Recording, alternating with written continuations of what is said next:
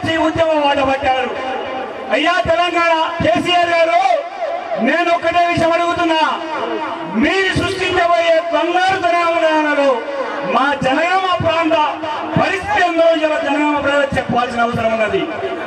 మీరు నిర్మించే తెలంగాణలో మా జనగామ పాత్ర ఏందో మీరు జనగామ ప్రజలకు చెప్పాల్సిన అవసరం ఉన్నది. ఇంకొక విషయం, మొన్న ముసాయిదా ప్రకటిస్తూ తెలంగాణ ప్రజలందరూ సంబరాలు చేసుకోమన్నారు. మరి జనగామ ప్రజలు ఏం చేసుకోమన్నారు మీరు చెప్పలేదే. కాబట్టి మా ఆందోళన అర్థం ఉన్నది, మా పోరాటంలో న్యాయం ఉన్నది. ఇది మా చిత్త పోరాటం, మా ఆత్మ గౌరవ పోరాటం, మా పిల్లల భవిష్యత్ పోరాటం.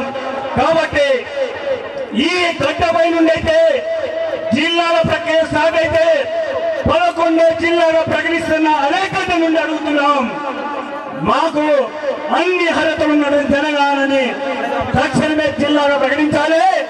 ఈ ప్రాంతంలో నెలకొల్పినటువంటి అశాంతికి ఫుల్ స్టాప్ పెట్టి ఇక్కడ శాంతియుతమైన వాతావరణం నెలకొల్పడానికి మీరు చర్య తీసుకొని తక్షణమే మా ఆకాంక్షను గుర్తించి జనగామ జిల్లాగా ప్రకటించాలి అని ఈ జనగామ ప్రజల తరఫున కోరుతూ